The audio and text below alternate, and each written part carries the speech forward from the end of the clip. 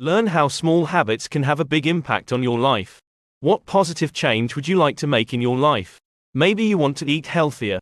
Maybe you want to read more books, learn a new language, or master the clarinet.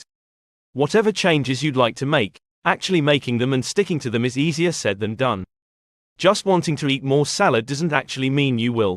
Simply saying you'll read more books doesn't mean you'll pick up War and Peace instead of binging Netflix. But that's where habits come in. In these pointers, I'm going to take you through the key ideas from James Clear's bestseller Atomic Habits. Together, we're going to discover that the key to making big changes in your life doesn't have to involve major upheaval.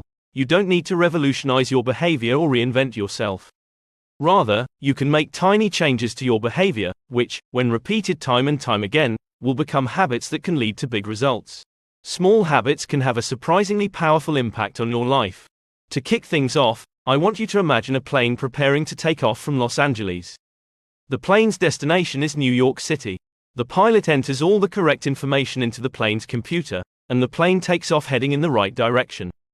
But now imagine that, not long after takeoff, the pilot accidentally changes the flight path slightly. He only changes it by 3.5 degrees, which is nearly nothing, just a few feet. The plane's nose shifts slightly to one side, and no one, not the pilot, not the passengers, notices anything. But over the journey across the United States, the impact of this slight change would be considerable. At the end of their journey, the confused passengers, an even more confused pilot, would find themselves landing in Washington, D.C., not New York City. So, why am I telling you this? It's because, just like the confused pilot, we don't notice tiny changes in our lives. Small changes leave a negligible immediate impact. If you are out of shape today, and go for a 20-minute jog, you'll still be out of shape tomorrow. If you eat a family-size pizza for dinner, it won't make you overweight overnight. But if we repeat these small behaviors day after day, our choices compound into major results. Eat pizza every day, and you will likely have gained considerable weight after a year. Go jogging for 20 minutes every day, and you'll eventually be leaner and fitter, even though you won't notice the change happening. You've probably worked out the main insight here. It's that small habits can have a surprisingly powerful impact on your life, and you won't necessarily see this impact happening in real time. You'll only see the results of your habits. Now, we know that not seeing the impact of your efforts can be dispiriting.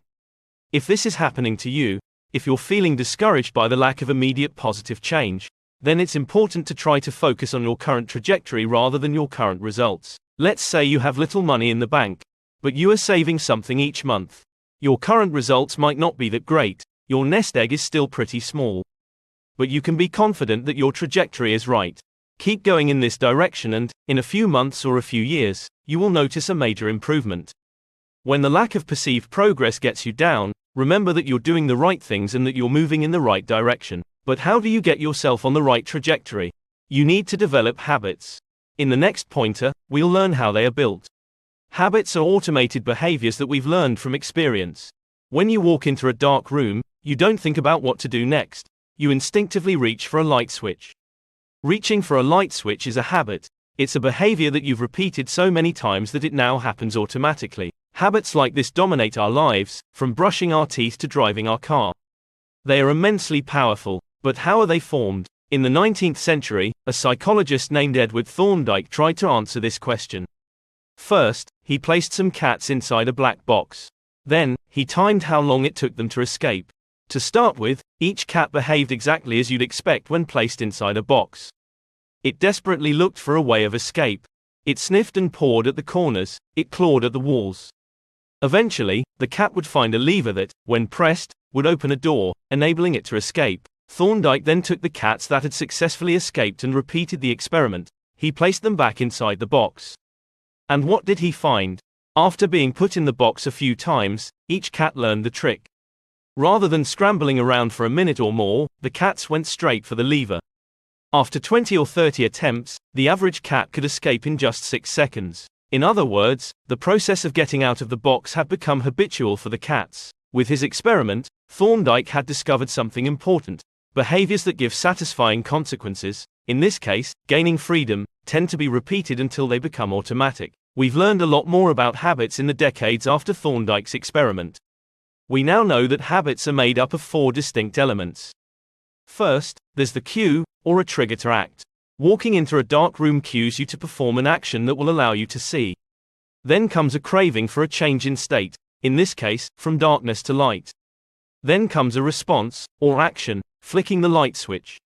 The final step in the process, and the end goal of every habit, is the reward. In this case, it's the feeling of mild relief and comfort that comes from being able to see your surroundings. Every habit follows the same process. Do you drink coffee every morning?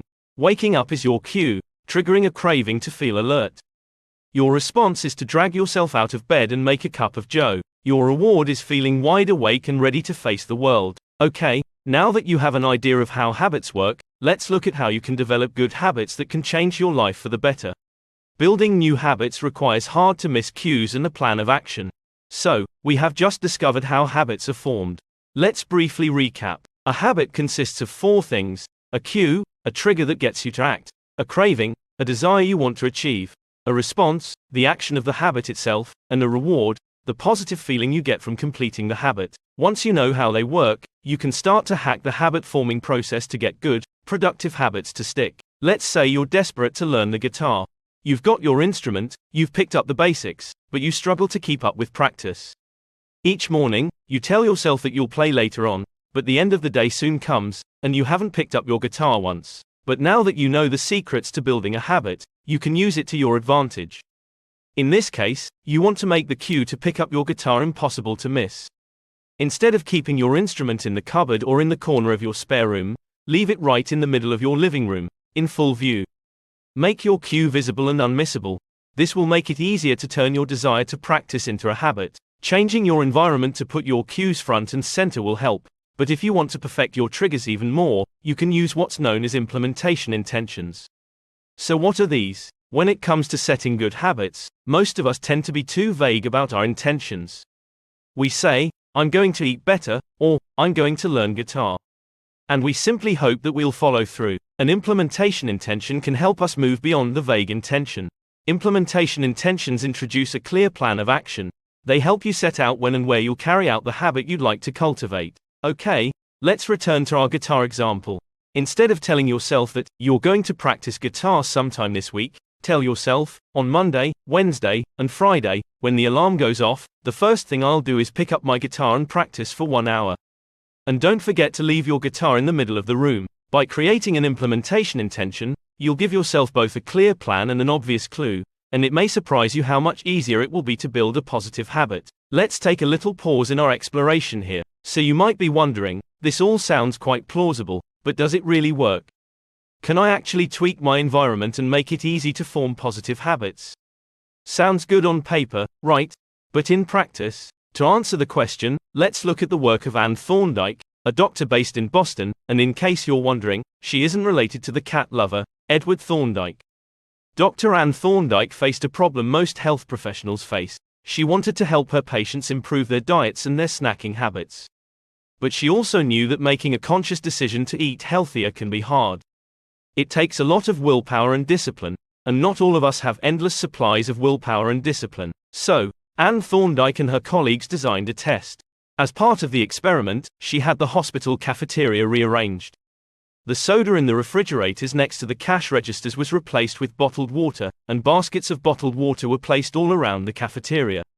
Dr. Thorndike and the team then watched to see what would happen. And what do you think happened? Well, over 3 months, soda sales fell by 11%, and water sales shot up by over 25%. Simply by creating more cues for people to drink water, Dr. Thorndike and her team were able to get people to make the healthier choice. In other words, they were able to help people build better habits, without forcing them to make a conscious decision to do so. Clear evidence that altering your environment can help you adopt better habits. Humans are motivated by the anticipation of reward, so making habits attractive will help you stick to them. We're now about halfway through our exploration of atomic habits. We've looked at how powerful habits are, how they are made, and how you can use habit cues to your advantage. Now, it's time to talk about the rewards side of habit building. In 1954, neuroscientists James Olds and Peter Milner ran an experiment to look into the neuroscience behind desire. Using electrodes, they blocked the release of the neurotransmitter dopamine in some rats. The results were surprising. The lab rats simply lost the will to live. Without dopamine, they had no desire to eat, drink, reproduce, or do anything else. Just a few days later, they all died of thirst. This rather disturbing story tells us one thing: dopamine is a crucial motivator. When we do something beneficial for our survival, eating, drinking, having sex, dopamine is released, and we feel good. This feeling of pleasure motivates us to do the beneficial action again and again. So far, so clear. But what does this have to do with habit building? Well, we don't actually have to do the pleasurable activity to get the hit of dopamine.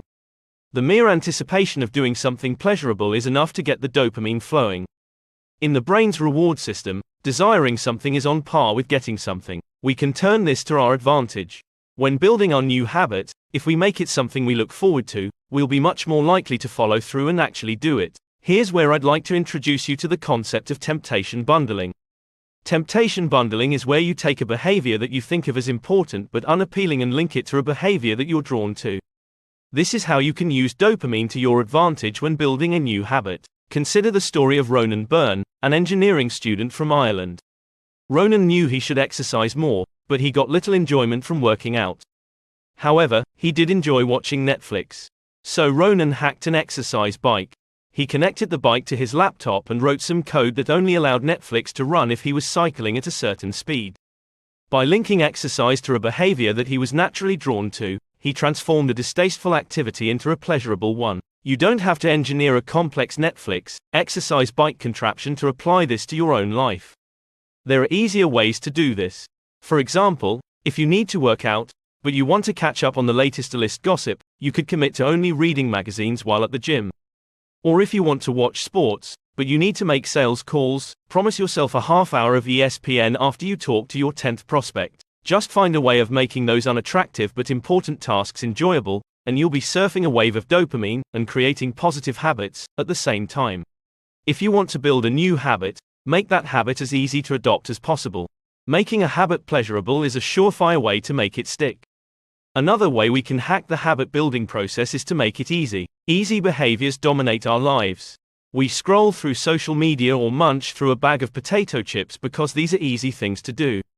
On the other hand, doing 100 push-ups or studying Mandarin are both pretty tough and take a lot of effort. This is why we don't find ourselves drawn to intensive exercise or language learning in our spare time. By making our desired behaviors as easy as possible, we stand the best chance of turning them into a habit.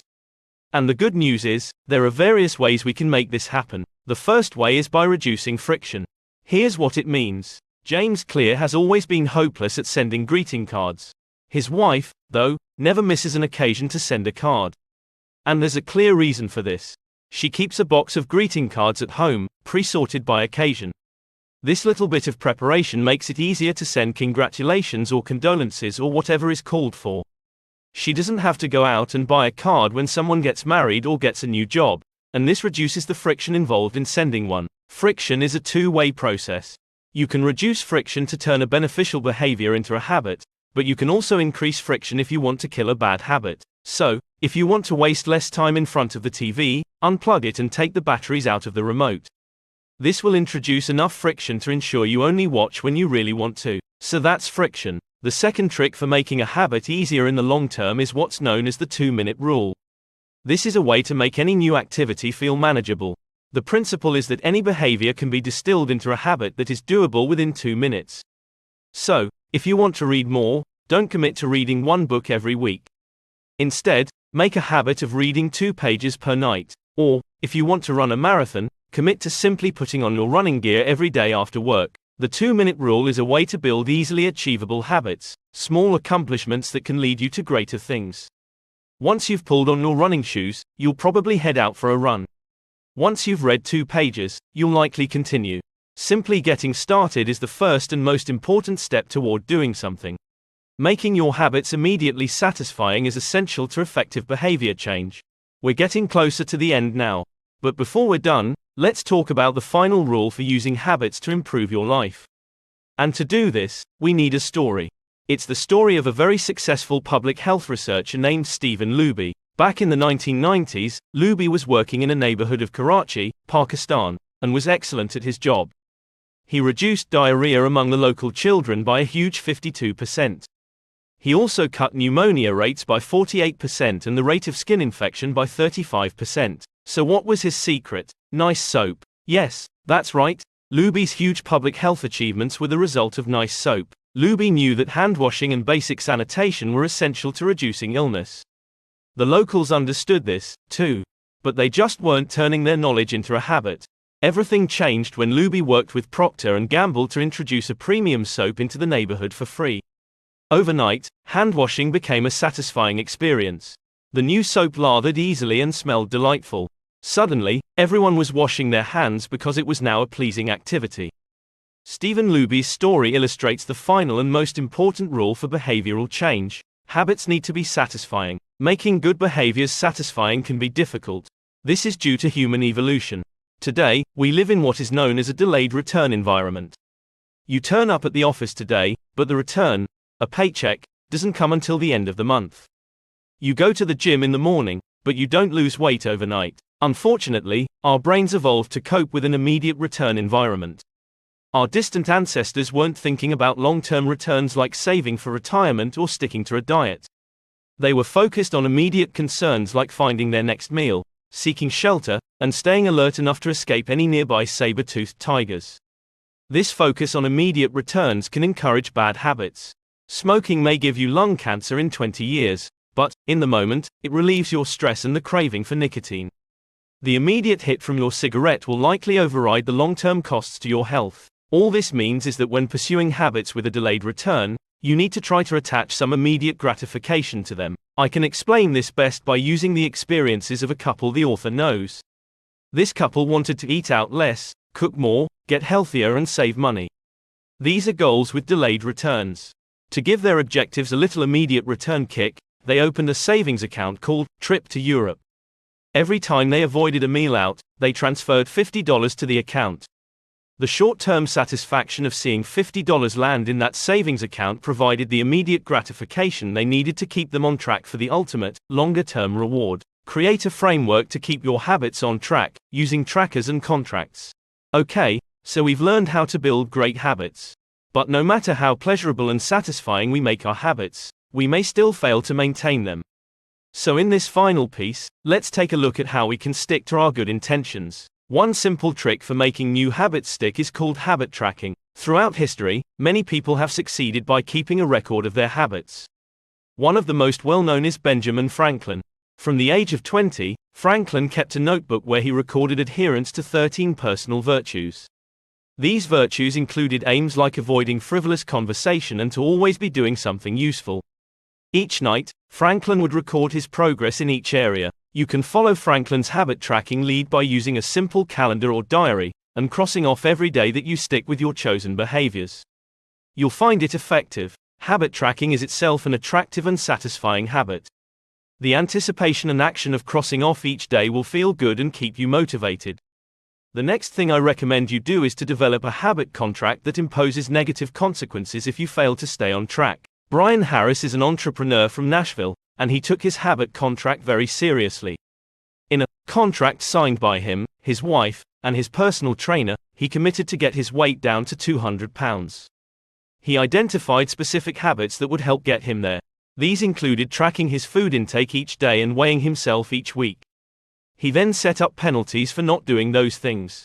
If he failed to track food intake, he would have to pay $100 to his trainer. If he failed to weigh himself, he would owe $500 to his wife. The strategy worked, driven not just by his fear of losing money but by his fear of losing face in front of two people who mattered to him. Humans are, after all, social animals. We care about the opinions of those around us. Simply knowing that someone is watching you can be a powerful motivator for success. So why not set yourself a habit contract? Even if it isn't as detailed as Brian Harris's, consider making a commitment to your partner, your best friend, or one of your co-workers.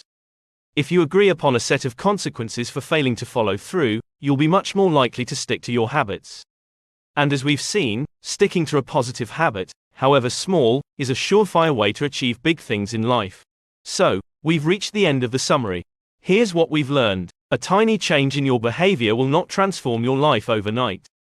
But turn that behavior into a habit that you perform every day, and it absolutely can lead to big changes. Changing your life is not about making big breakthroughs or revolutionizing everything you do. Rather, it's about building a positive system of habits that, when combined, deliver remarkable results. And I'd like to leave you with one final piece of advice. Use habit stacking to introduce new behaviors. If you want to build a new habit, you could try stacking it on top of an existing habit. Let's say you want to start meditating, but you're struggling to find the time. Try thinking about those things you do effortlessly each day, like drinking coffee in the morning. Then just stack the new habit on top. Commit to meditating each morning when you've finished your coffee, and build on the natural momentum that comes from a habit you already have.